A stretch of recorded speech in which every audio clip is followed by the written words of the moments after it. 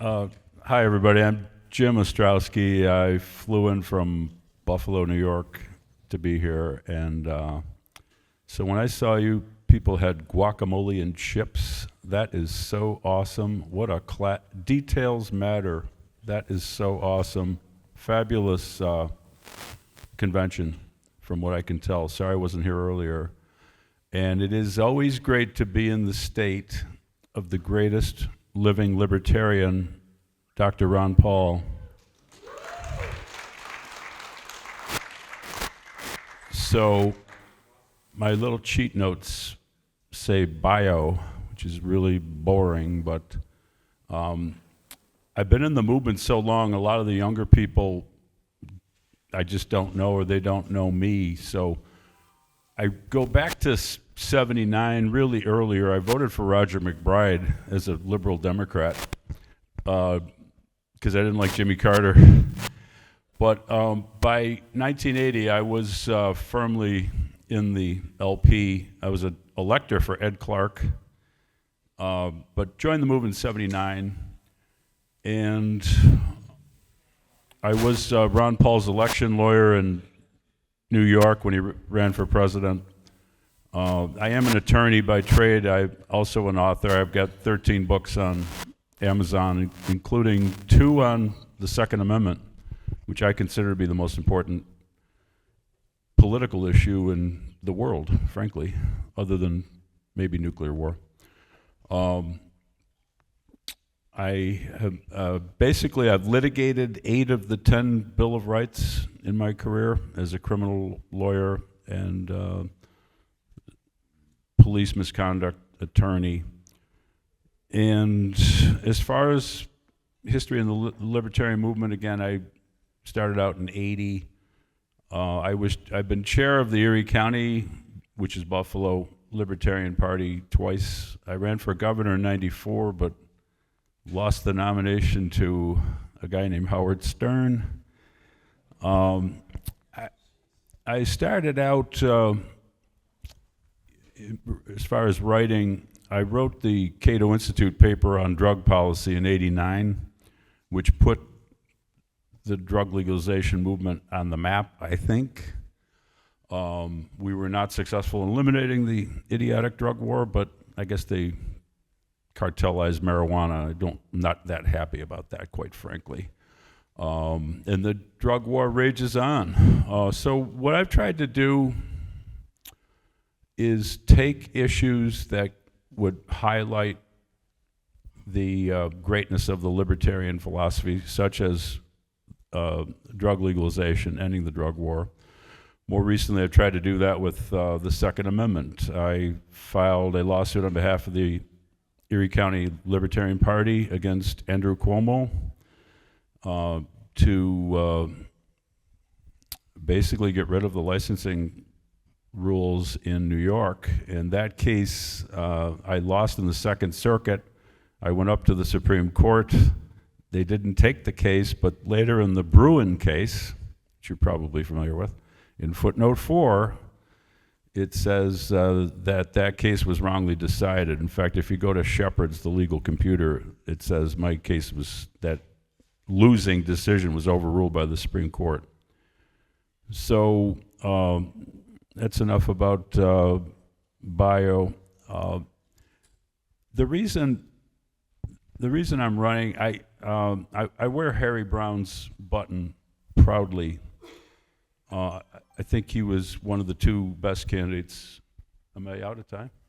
You are, sir. Wow. First time am I right? First time I ran out of time, so I'm going to shut up now. And don't worry, guys. There's like LNC policy questions coming up, so you'll get a chance to talk about your goals and stuff. Mr. Benedict? All right, thank you. I'm Wes Benedict from Austin, Texas. I'm running for chair of the Libertarian National Committee. From 2004 to 2008, I served as executive director of the Libertarian Party of Texas. I was a paid staff person. That was my full-time job. In 2008, we raised $140,000 for the Libertarian Party of Texas, and we had 173 candidates on the ballot for that November election. That's the most the Libertarian Party of Texas has ever had on the ballot in a November election like that. Later on, I was hired to be the national executive director of the Libertarian Party. So I moved to Washington, D.C., and worked out of the Libertarian Party headquarters and served as executive director for a total of 8 years. That's longer than anyone else has served as the national executive director of the Libertarian Party. There was like a 1.5 year break during that time where I moved back to Baton Rouge, Louisiana, got married, and then later was rehired and came back. But since I left, having served 8 years, longer than anyone else, there's been like 6 or 7 more executive directors at the party. It's a tough job. I think I did a good job. I think I did a great job. I didn't do a perfect job. I made some enemies sometimes. I made some mistakes sometimes. But in general, I think the party was very well respected. They knew that the office could handle basic functions and make the party work. And it was something that people could give their money to, and we could tell them how we spent their money. Part of the time that I was there, we came up with a project to buy an office building. It was like an office condo where the headquarters would be located. And we did that. We bought a space in Alexandria, Virginia, and by the time I left, the mortgage was almost paid off. It was an $850,000 building.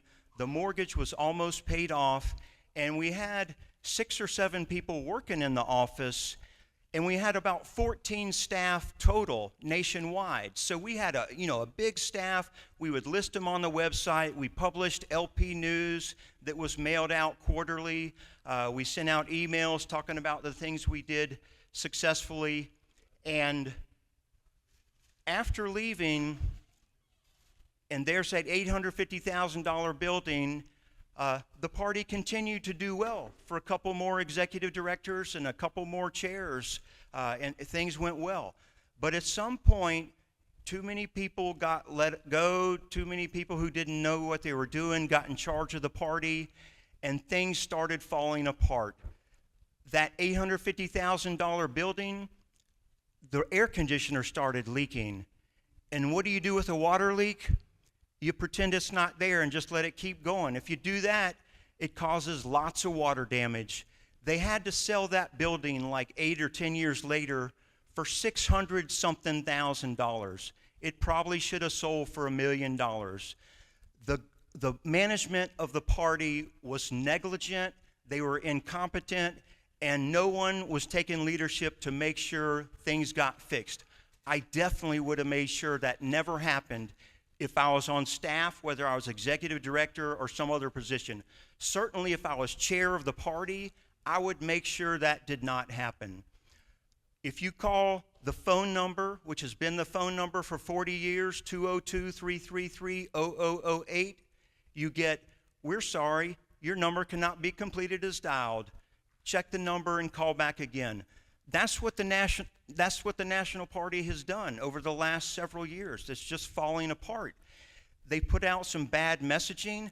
I always put out very hardcore, strict libertarian messaging. I don't require every candidate to be a perfect libertarian. A lot of libertarian candidates for Congress and other offices, they have differences with the Libertarian Party, but it's important for the party itself to put out something that's clearly libertarian and especially that doesn't violate the platform. And I know that people were pretty confident that our staff and the administration while I was there was going to put out respectable information.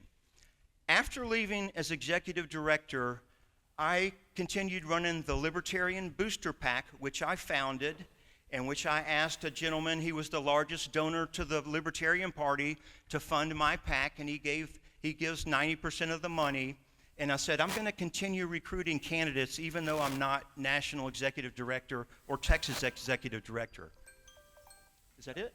That's it. I swear I'm setting it for 5 minutes. And I'm gonna tell you all about it soon. So, Hey.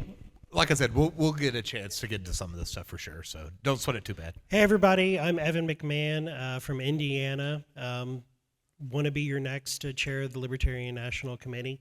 I just want to thank everybody here in Texas. It's been a very warm welcome. You guys run a great, fun convention. It's very exciting, very well organized. The lunch today was fabulous. I loved it. I was told that that's not real Mexican food, but in Indiana, that's authentic Mexican food. So, Texas is the best. Don't tell anybody I said this, but Texas is the best affiliate.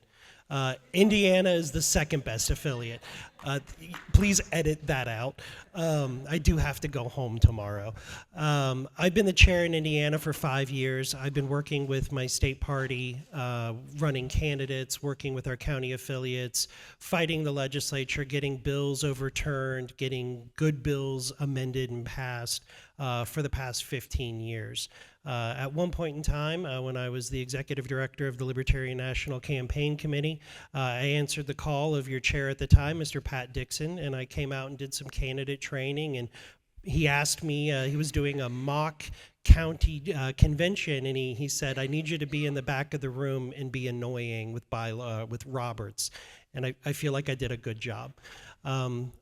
Texas is a great state. My vision for the national party is to emulate what works here in Texas with the candidate recruitments that Wes has done. It was like, 128 candidates recruited in Texas. Bring some of the professionalism that we have in Indiana for media. Every month, we make the front page of the statewide newspaper in a positive way by having op-eds talking about libertarian policies and how we would handle things if elected. And we get front page coverage, and they tend to be the #1 most read articles online for that publication. Doing candidate training, doing training for leaders so that they can better run their state party. Affiliates on the county level, having all of the tools and resources that they need. But most importantly, what we need is membership. I don't know if you guys know this right now, but the National Party is sub 10,000 members. And at one point in time, not too long ago, the National Party had over 34,000 members. We were bringing in, at one point in time, the highest we brought in was about $2 million for the year. I want us to shatter those records as a party. I want to focus on the Parity Project and Archimedes 2. I want us to be reaching out. Right now, there are over 200,000 registered libertarians in the country, and we're not talking to them. We're not reaching out and asking them to join the party, to find out why they haven't joined their state party, why they're not running for office. But if we want to be successful, we have to have members. We have to grow our membership. Members are candidates. Members are volunteers to go out and work for those candidates, and members are donors that are going to support the initiatives that are happening on the county and state level. We absolutely have to have members. When we get members to show up at a state legislature to oppose or support a bill, we make headway in that because we have numbers of people there. If we show up with 5 people, they don't care. They don't care. We don't look great when we go in a big, giant 4th of July parade and we have 5 people walking through it.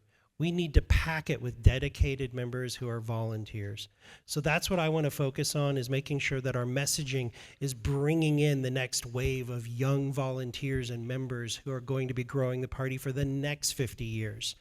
How many people know, like, I think it's the TikTok, and Blue Sky and Mastodon and all those other things, and X. Amity and Free have convinced me that I should continue to be on X. I'm glad you're here, Amity. You were going to be my first post in like 4 years saying, Amity wasn't here. But we need to be reaching people. Does anybody visit the Libertarian Party's TikTok page? Right. Because there is one, but I think we just repost other people's stuff and slap our logo on it. We need to have a content delivery team that is speaking to the next wave of libertarian voters. So those are the things that I would focus on as your national chair. And how much time do I have left? 23 seconds. Done. Very well timed. Thank you. All right, so now we're going to get into the portion of the submitted questions. The first one, like I said, I'm going to give all three of you about a minute to respond to that. I know it's not a ton of time, but we've got some questions, and we want each of you to have some input on these. The first question, and Evan, we'll start with you and work our way back towards me, is what are your top budget priorities if elected to the LNC? Top budget priorities is going to be our staff. We need a full-time executive director, we need a comms director, and we need a development director. Those are the three biggest things that I think we need to spend money on, reaching out to every single member. How many people have gotten the LP News recently? You haven't, because it's not going out outside of email. We need to be communicating with our members through our comms director. Those are the three priorities that I would focus on. From that, everything else builds. Everything else builds from those three things. If you can fund those, then you can recruit new members and candidates. Top priorities for funding. So when I was executive director, I worked for 4 different national chairs and one state chair. And I think that I made their jobs relatively easy. It's not totally easy, but if you have a good executive director, the job of the chair and this committee is not so hard. And so that is a top priority for the National Libertarian Party. We need someone who's a good, strong administrator, but someone who has familiarity with the Libertarian Party, what it's like to be a state chairman, what it's like to run for office as a Libertarian. You can't just have anyone serving at that national office if they don't have the experience that all of you have locally and at the state level. So that's what I'll do, focus on getting a good executive director in the national office. Thanks. Good question. So, liberty's the greatest political idea in human history, but our marketing is terrible, and our strategy is terrible. So, I would recommend we spend money on a marketing committee. We need a new logo. What is the logo of our party? I don't even know. And whatever it is, it hasn't worked. It doesn't appeal to young people. And we need an international strategy conference. Has there ever been one? I don't think so. If there was, it failed, and we're going to do it again. So those would be my 2 priority budget issues. All right, Wes, the next question, we'll start with you and then work this way and let all of y'all get a chance. So the next question I'm going to ask is, how do you plan on rebuilding confidence in the party? I think if elected chair, I have a track record that people will have confidence in, because the National Party functioned well, raised good money, had a consistent growth, lots of candidates running. We had the monthly pledge up. So and I know a lot of you got a ton of emails from me asking for money. You got a ton of fundraising letters from me asking for money. So did lots of other people. And they associate Wes Benedict with he's going to ask me for money, but he's going to get stuff done.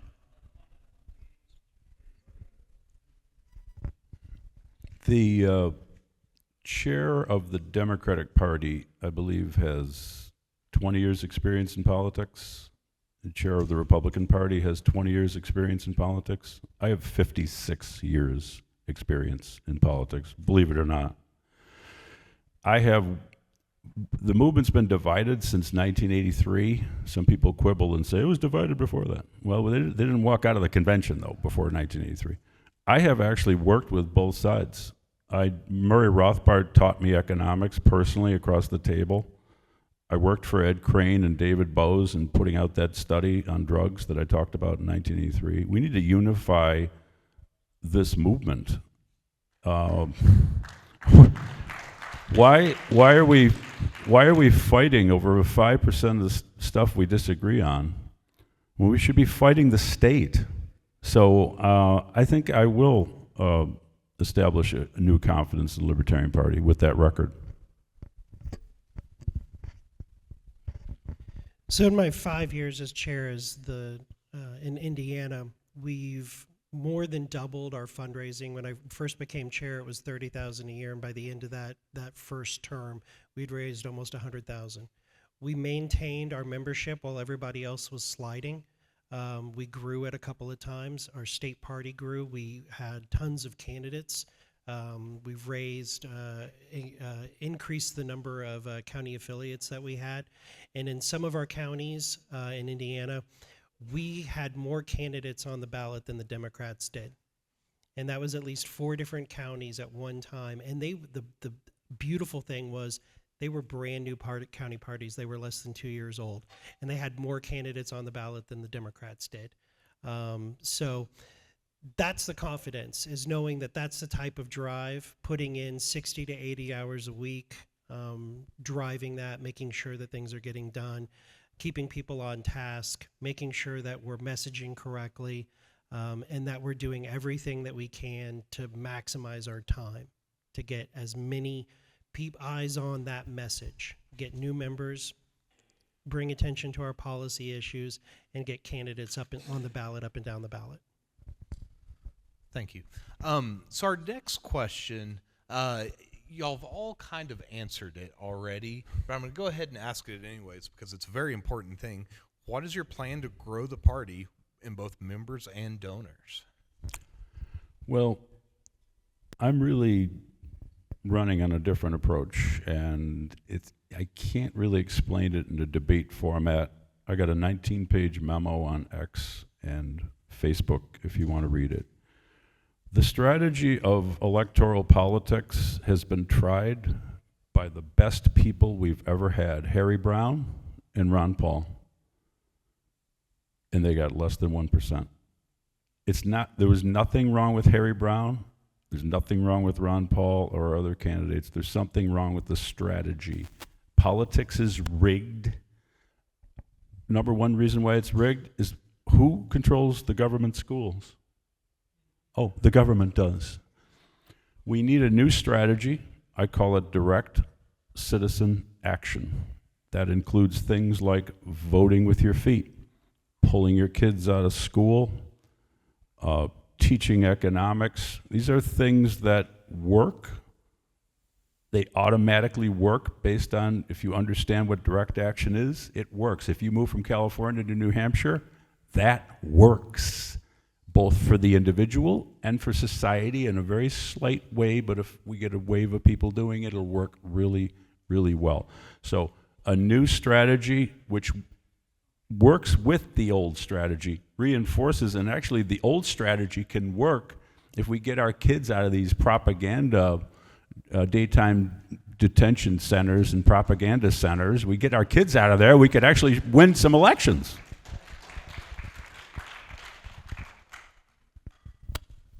My turn. Okay.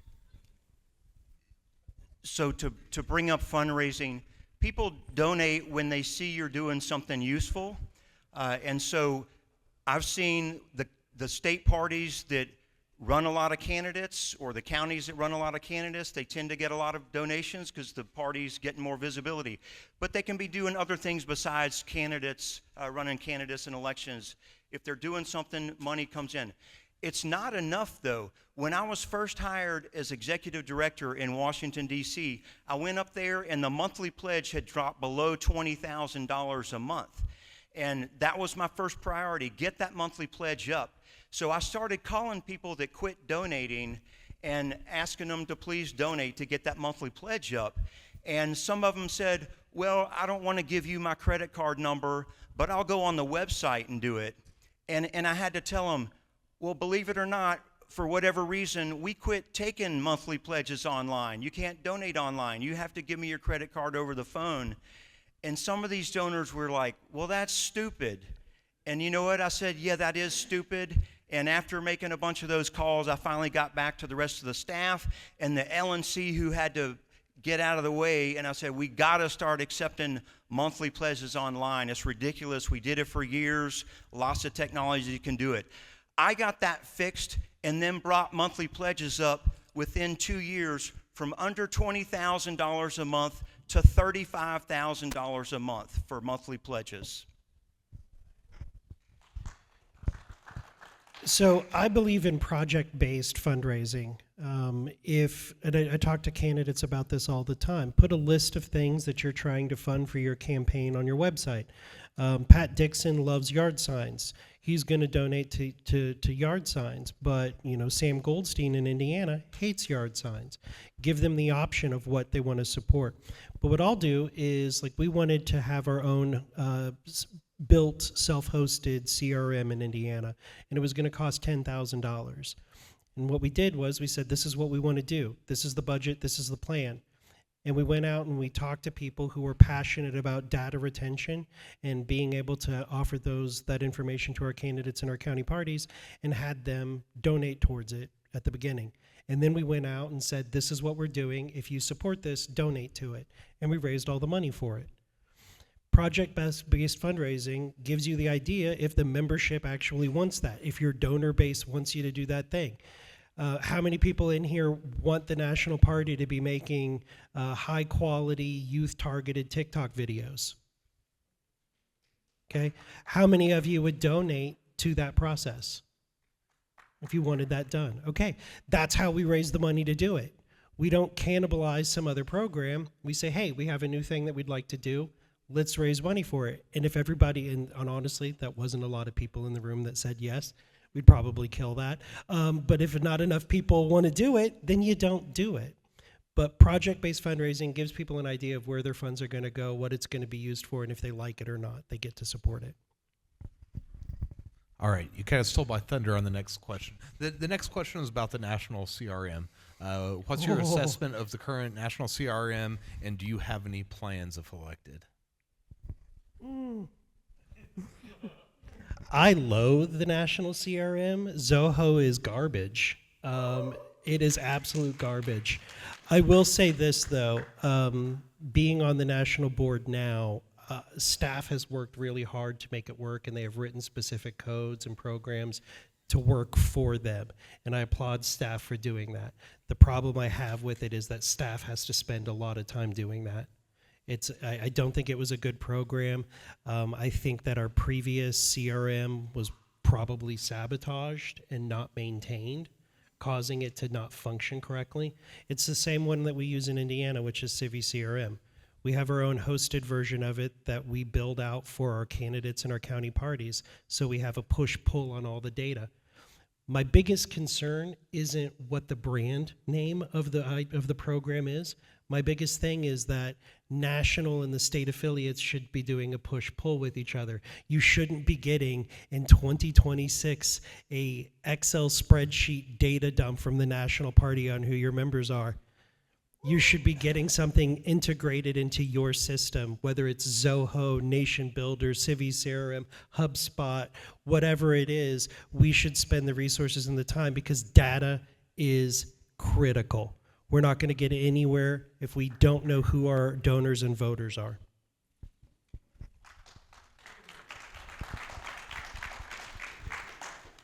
So I've worked with all those systems that Evan named, and some others. I would say, in general, the Libertarian Party's problem with databases or CRMs, it's not the software, it's the users and the management of it and the maintenance of it. So I can work with any of those systems, and I've worked with most of them. When I was first hired, we had Razor's Edge. It was on 2 servers in the closet in the Watergate building in Washington, D.C. They ran real slow. I helped us buy 2 new servers that worked way fast. So a 20-minute query was then working in like 20 seconds. A few years later, we migrated from those servers that were in the closet to cloud-hosted services, but we were still using Razor's Edge, and it worked. It was a successful upgrade, but now we could have remote users log in and join, as many as we wanted to pay for licenses for. People complained that the state parties had too much trouble. One guy really complained all the time. His name was Andy Burns. He was very annoying from Minnesota. He said, our databases suck for the state parties. And so I called him up and I said, you know what? I'm going to hire you. And then I hired him, and then it was his problem, and he created a Civi CRM database that all the different states could opt into. And they did, one by one, a lot of them did, and it worked quite well for many years. Yeah, I'm not that familiar with the issue, but even though I'm a boomer, I'm pretty tech savvy. I started my own publishing company, and I do all of the work. So I'll make sure we have good technology, but the problem with the LP is not technical or mechanical or procedural or any of that stuff. It's, again, we have the wrong strategy and we have wrong marketing.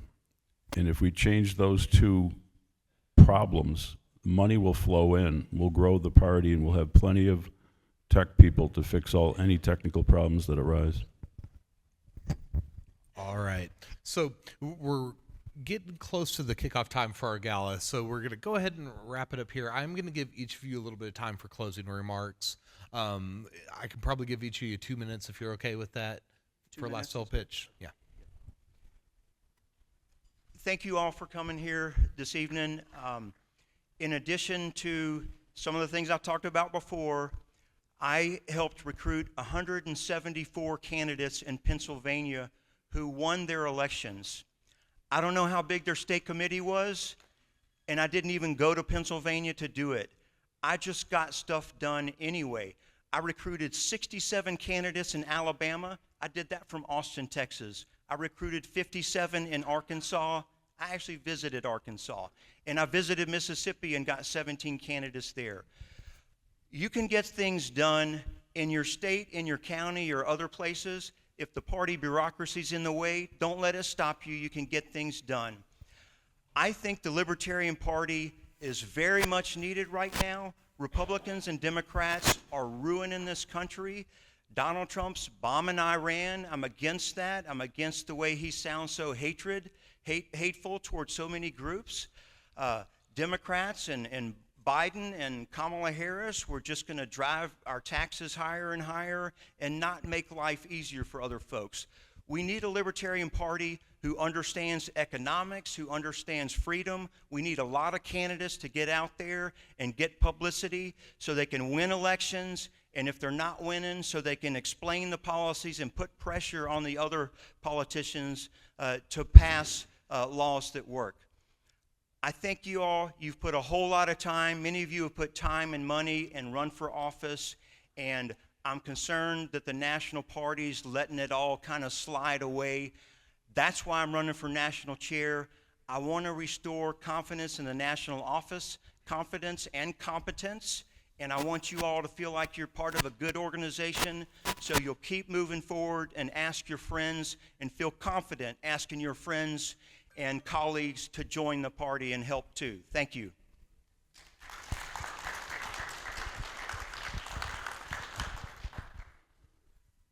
$50 years at 1%. Are you kidding me? It's actually less than 1%. We need a new strategy, and I proposed a new strategy in great detail. Direct citizen action has 5 elements. Pull your kids out of the schools, voting with your feet. I've designed an app. Why aren't we ranking every county in the country so people can know where to move if they're interested in liberty? We'll do that if I'm elected. Teach economics, grand jury activism, and voting with your health. Forget lobbying the state legislature. They're never going to change anything, but 7,500 steps a day will cut our health care costs in half. Sounds crazy, right? Check it out. It's correct. We need new marketing. The American people do not understand our glorious history. I think we need some sort of a hall of fame to educate the American people about that. We need unity. We need to stop fighting each other. We are great at fighting each other, but we suck at fighting the state. We need to grow the movement. We need to look forward, not backwards. I don't care what happened last year. I really don't. I don't care. You know what I care about? What's happening now. What's happening now is our country is failing. Young people don't have enough money to buy a house. Young people don't have enough money to get married. Young people don't have enough money to have kids. Can I tell you a mathematical fact? Without children, there's no future. So I'm bringing a sense of urgency to this mission. Thank you.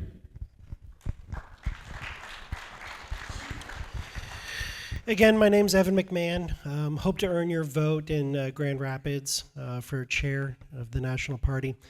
Like I said, my focus is on growing membership. We have a project called the Parity Project, which is over the next 10 to 20 years putting us on parity with the Republicans and Democrats. It's a big, tall ask, but it's something that we can strive to by growing and doubling our membership and breaking records over and over again. It's a thing we can do, but we have to have members to have support for our candidates and our county parties and our state affiliate. One of the things that I want to focus on is over the past few years, and it's not just the last 2 or 4 years, it's been going on for quite a while.